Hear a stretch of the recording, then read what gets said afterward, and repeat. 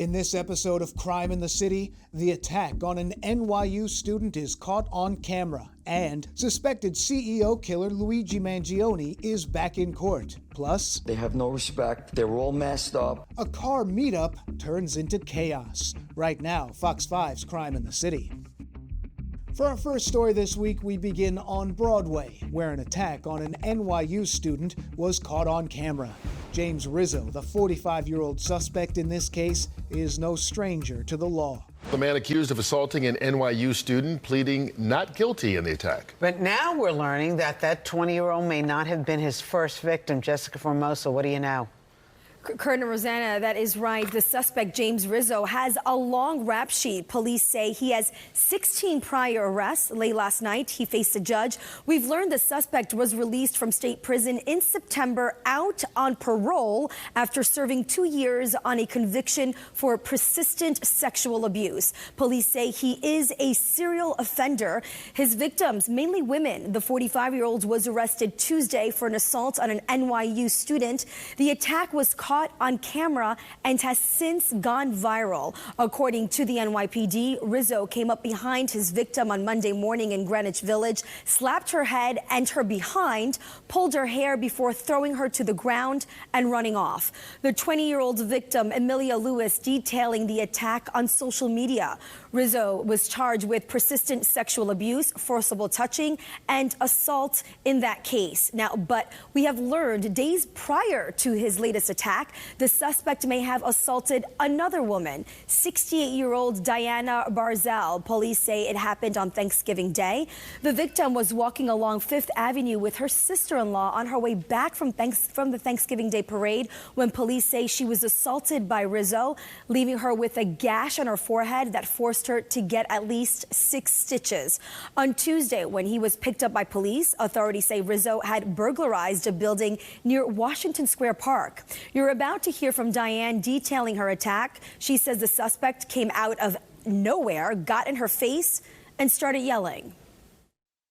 Once I saw his face, I realized things were not normal, so I looked away to try to disengage, hoping he would just go away.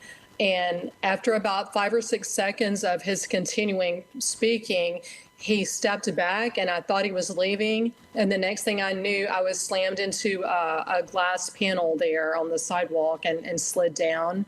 I guess he left. Very disturbing. Now, Rizzo pleaded not guilty to the charges. He's being held without bail. He's expected to be back in court today for violating his parole, and then again on December 8th on those assault charges.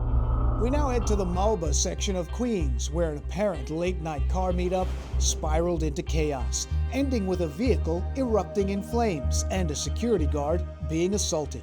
People in the Malba neighborhood say this is not the first time this has happened, and now a city councilor is getting involved as well. Fox 5's Stephanie Bertini is live in Malba with the very latest. Steph. Yeah, let me show you both something. You can see pieces of a vehicle here and tire marks. That's after a councilwoman tells us that the vehicle of a security guard who works the area went up in flames. And we're learning a homeowner was attacked. His wife also hit in the process, we're told. This is according to multiple reports and witness accounts. Drag racing at 141 Street and 11th Ave here in the Queens community of Malba turned into violence. The NYPD confirms a call in regards to drag racing turned into a crime in progress call over the weekend. This video posted to social media by Councilwoman Vicky Palladino shows a man and his wife approached by a group.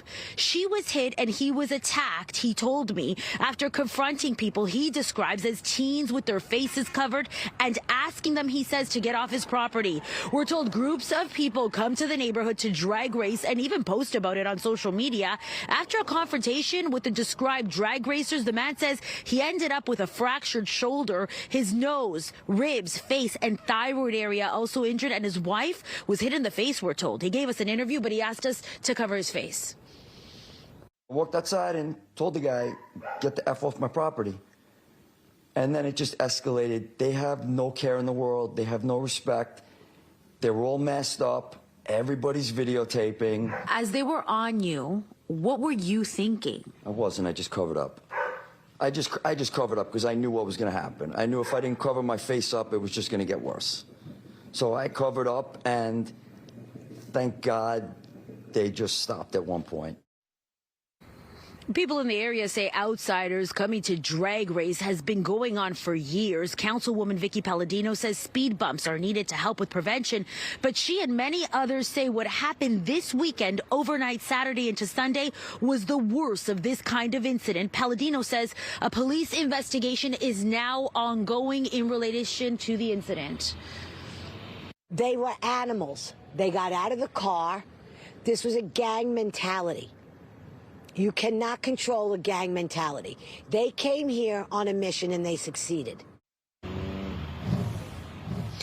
The tire marks related to vehicles doing donuts. And back out here live, we can tell you that we found at least 3 other areas in the neighborhood with patterns like those tire marks. And we're also told that right now the NYPD is planning on increasing police patrols in the neighborhood. Down in Lower Manhattan, Luigi Mangione, the suspected killer of United Healthcare CEO Brian Thompson, appeared in court 1 year after the murder. Suspected United Healthcare CEO killer Luigi Mangione back in court for day 3 of his pretrial hearing. Good Day's Briella Tomasetti. She is live at Manhattan Criminal Court in Lower Manhattan with more on what we can expect. And Briella, it's been a year. There's been a lot of interest in Mangione, but it's been a year since the Thompson family had their loved one gunned down. Yeah, Tashani and Dan, good morning. Today marks exactly 1 year since prosecutors say 27-year-old Luigi Mangione ambushed and gunned down United Healthcare CEO Brian Thompson in Midtown Manhattan.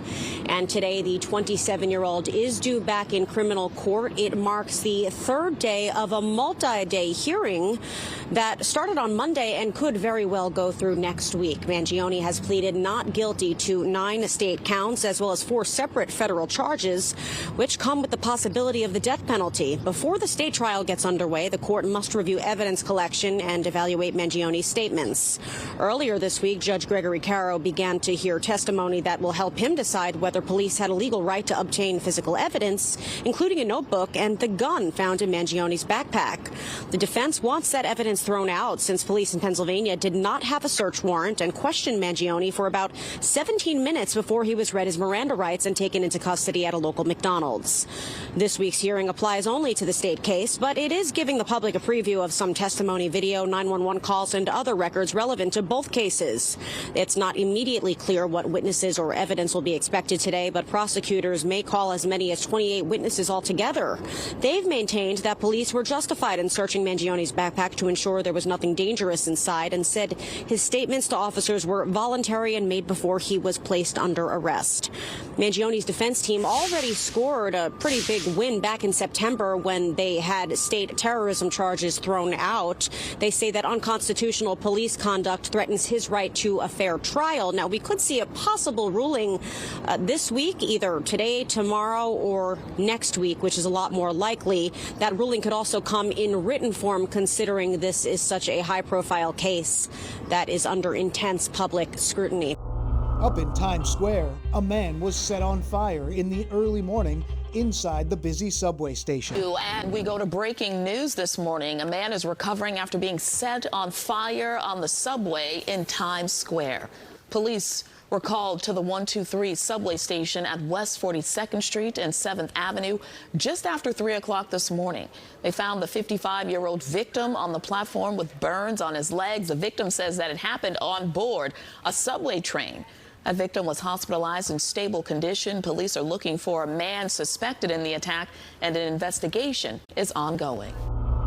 And staying inside that same subway station, another chaotic incident. 2 men are currently in custody for allegedly firing a gun there. Breaking news in Midtown. Shots fired inside the Times Square subway station. Police say it happened on the mezzanine of the ACE lines just before 8:30 tonight. No one was hit. 2 men are now in custody for allegedly firing that gun. And finally, we leave the city for Long Island, where prosecutors say a porch pirate scheme systematically stole electronics from residents using insider FedEx tracking data. A bust just in time for the holiday shopping season. An international theft ring brought down on Long Island. Welcome back. I'm Steve Lacey. And I'm Natasha Verma. These are not your average porch pirates. Prosecutors say a network of runners were given FedEx tracking information to help them steal boxes moments after they got delivered. All right, Fox 5's Arthur Chen has a look at the sophisticated crime ring. That's awful, because I get a lot of deliveries. The efficiency of these alleged porch pirates seemed uncanny. Over a 2-year investigation, there were times it seemed like they were waiting for the FedEx delivery person to arrive. And just their luck, across more than 30 towns in Suffolk County, they seemed to only be there for cell phones being delivered or other expensive electronics. The coincidence raised eyebrows. We saw clearly a pattern developing with the cell phone, so we decided to investigate that pattern. On Monday, the Suffolk County DA's office announced the takedown of a sophisticated porch pirate ring. 14 defendants indicted, the ringleader from the Bronx, where the stolen phones from Suffolk County would allegedly end up, then to be resold on the black market, domestically and internationally. They had the technological ability to unlock the phones and utilize them either as internet devices or communication devices or both. While authorities have now charged 14 people as part of this sophisticated ring, they say they are still working on rooting out how it is that the group came by such insider information from FedEx, the tracking information of these electronics. And for that reason, they say more arrests could be on the way. Those we spoke with in Suffolk County are relieved to hear a warning shot being fired at porch pirates. I'm glad they took them down. Yeah. That's a good thing. We're in the suburbs, so you would think it wouldn't happen that much here. I certainly hear about it happening a lot in the city or in places where houses are really close together, and you drop off packages on the porch and somebody comes in and steals it or something of that sort. But I haven't run into a lot of it out here, and like I said, we've been fortunate. Not so fortunate for the alleged porch pirates, that some of the charges they face carry a maximum of 8 to 25 years behind bars. That's this week's Crime in the City. Subscribe for more at youtube.com/Fox5NY.